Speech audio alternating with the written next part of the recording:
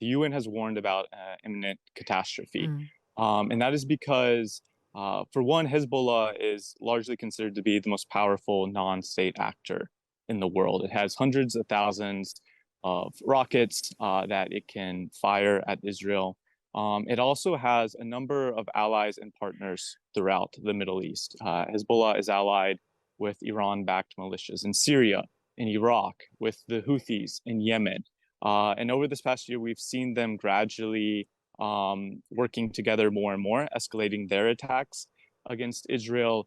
And it very much seems after the events of the past week that this long feared regional conflict, full out regional conflict between these actors in Israel could occur at any moment. Israel has been firing more rockets into Lebanon again this morning, all part of the escalating conflict with Hezbollah.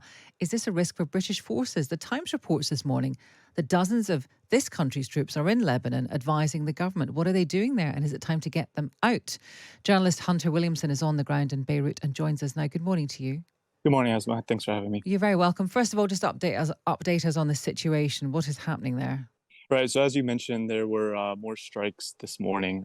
Israel announced that they had launched massive airstrikes across southern Lebanon and Lebanon's eastern Bekaa Valley a couple hours ago. Southern Lebanon and eastern Lebanon are both areas where Hezbollah has a strong presence and a lot of military sites. And so this was a continuation of the escalating conflict between the two parties. And explain. Well, I mean, there are people within the kind of UN agencies, high agencies, saying that they're worried about, imminent catastrophe. What is the sense that you get there about what is the next step, and is Hezbollah in any kind of position actually to retaliate itself? Right. So since the start of this conflict last October, it's been gradually escalating. It started on October 8th, a day after Hamas launched their attack on Israel, with Hezbollah launching just a few rockets at an Israeli military position in northern Israel. Since then, the conflict has escalated gradually into rockets and missiles and drones being launched deeper into both sides of both countries. And definitely the situation that we find ourselves in now is a situation that I don't think Israel or Hezbollah or anyone else anticipated a year ago. I don't think anyone anticipated the conflict going for this long. As you mentioned, the UN has warned about imminent catastrophe. And that is because, for one, Hezbollah is largely considered to be the most powerful non-state actor in the world. It has hundreds of thousands of rockets that it can fire at Israel. It also has a number of allies and partners throughout the Middle East. Hezbollah is allied with Iran-backed militias in Syria, in Iraq, with the Houthis in Yemen.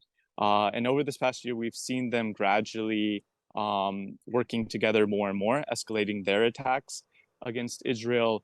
And it very much seems after the events of the past week that this long feared regional conflict, full out regional conflict between these actors in Israel could occur at any moment. And this is expected to be very bloody and very devastating for the entire region. And finally, Hunter, the question that was posed at the beginning of this about these the British troops that are in Lebanon.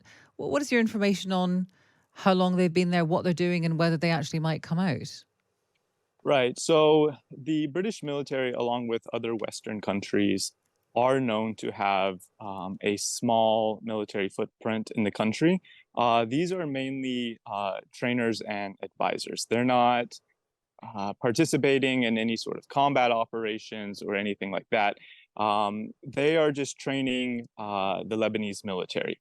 It's important to note, with how complicated of a country Lebanon is, that the Lebanese military is not involved in this conflict. This is very much a war between Hezbollah and Israel. And Hezbollah is an armed group that started in the 1980s. And it has a political side and it has an armed side. And its armed side is the one that is waging this war with Israel. The Lebanese military has more or less been standing idly by. Some of their troops have been injured and killed by Israeli fire, but they're not actively fighting Israel. And so the UK, the US, and some other Western countries have long been training the Lebanese military to try and create a security alternative to Hezbollah. The Western countries don't want to see Hezbollah having total dominance over Lebanon. And so their Right. hope is that by keeping the Lebanese military propped up Mm. through training them, through also military aid and assistance, there can be sort of a counterweight to Hezbollah. So these British troops, along with other Western militaries, are here for that purpose. Hunter, thank you very much for telling us about that. That's Hunter Williamson. He's a journalist. He's in Beirut. Hezbollah says it's entered an open-ended battle of reckoning with Israel after launching a series of rocket attacks on the north of the country. World powers are imploring both sides, and we've been hearing that Israel have been conducting strikes this morning, both sides to step back from the brink of all-out war. Authorities said 4 people have been killed, 9 injured over the weekend. And the UN has warned that the region is on the brink of imminent catastrophe.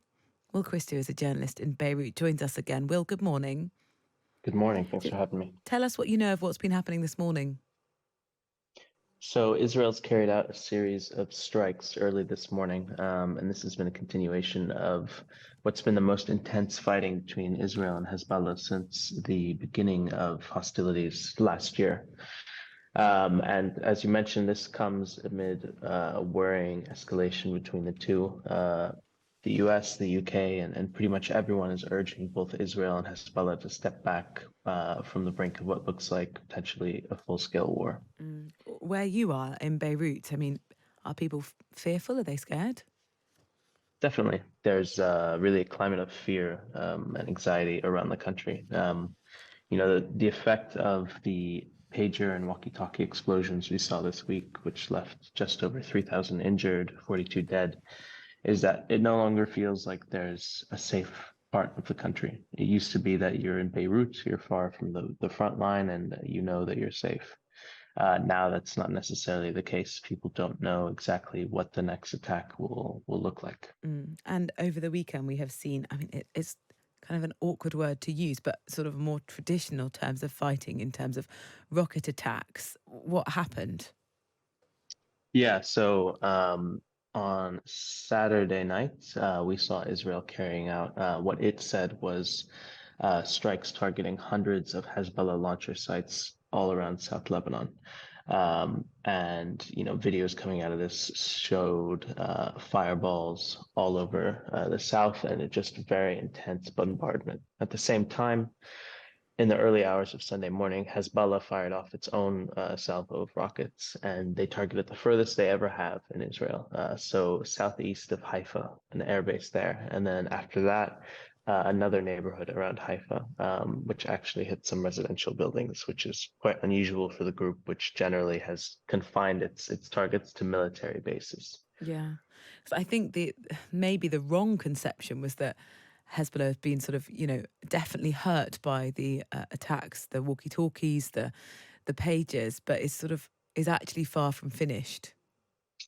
Yeah, I think at this point, what we're seeing is, sort of a doubling down by both sides. I think both Israel and Hezbollah is launching intensified attacks in an attempt to see who would blink first, and it doesn't look like either side is blinking. If you looked at the verbiage used by second in command of Hezbollah yesterday, when he said there's going to be a new phase of the war, this is the exact same sentence that Israeli Minister of Defense Yoav Gallant said on Wednesday. Yeah. So I think there's very much a sort of upping the ante from both groups at this point. And upping the ante to what? I think that's the thing people are scared of.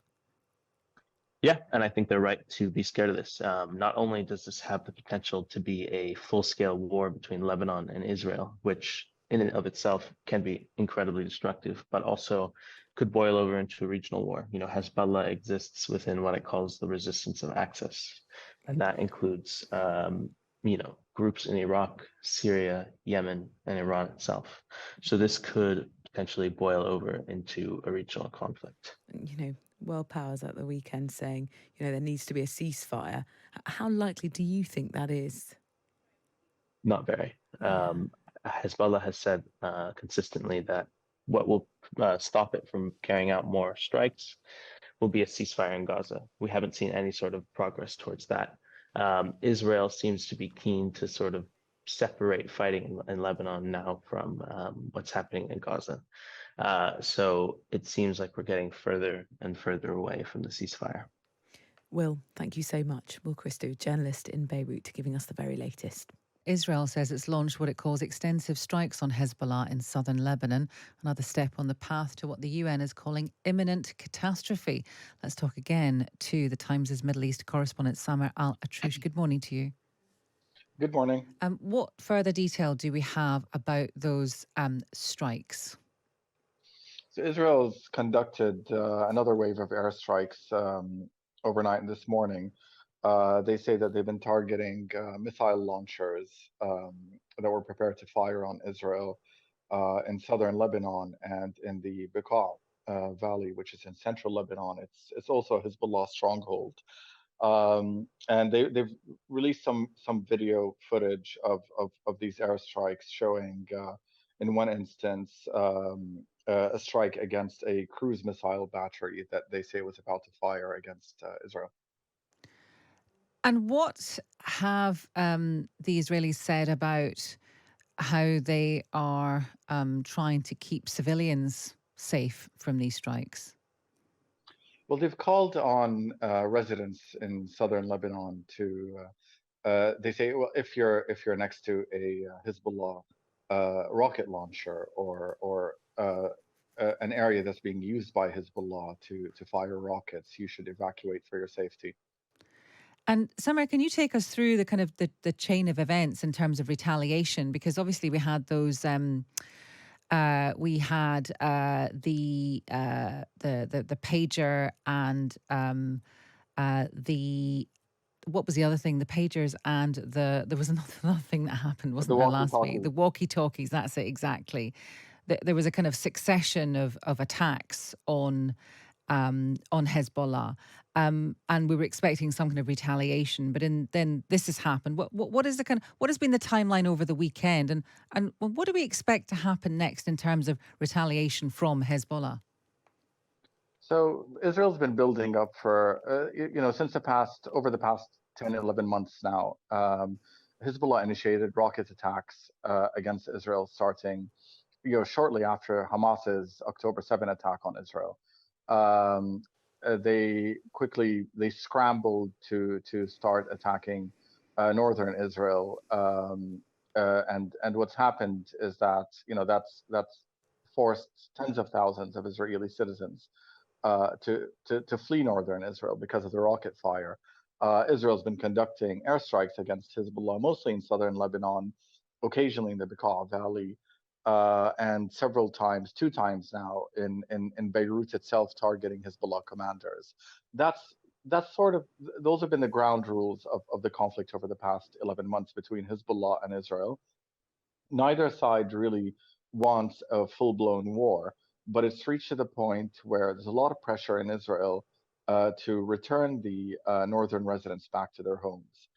So they've been building up for something more extensive and wide-ranging over the past few weeks. And then what we saw last week with the pager and walkie-talkie bombings over 2 days, and then that was followed up with a airstrike in Beirut that killed some of the top commanders of Hezbollah. At least 50 people, 45 people at least have been killed in that airstrike. So Hezbollah is now promising retaliation. You mentioned Naim Qasim. He's a deputy commander for Hezbollah, saying over the weekend that it's an open-ended confrontation now. Now that's a bit of an exaggeration. Hezbollah, if they were conducting an open-ended confrontation, they would be attacking Haifa itself, not just the sort of environs of Haifa. They would be attacking Tel Aviv. Their missiles can reach all of Israel. They haven't done that yet, and Israel also is focusing its fire for now on Hezbollah targets in southern Lebanon, the Bekaa. So what we're seeing really is a continuation of the conflict that we've seen over the past 11 months. It's not a qualitative change, it's more of a quantitative change where the airstrikes are heavier, they're more intensive. The Hezbollah rocket fire is heavier, it's more intensive. Yes, it's now reaching areas of Israel that it's refrained from attacking over the past 11 months, but it's not, they're not going all out, and neither is Israel. If Israel wants to go all out, it would start attacking infrastructure in Beirut and possibly use ground troops. Hezbollah would be doing the same. So we're still at a stage where it's more of the same, but it's just much more intense. But that's not going to. I don't think anyone in Israel imagines that this is going to achieve the goal of bringing back the residents to the north. Yeah. So it may tip into another stage where we're looking at a ground operation, we're looking at more extensive airstrikes. We have an example from the 2006 war. That was, the last war that Israel and Hezbollah fought, and that did see extensive airstrikes around the country, but and ground troops entering into Lebanon. Okay. Samar, thank you very much for bringing us up to date and some context as well. That's Samar Al Atroush, the Times' Middle East correspondent.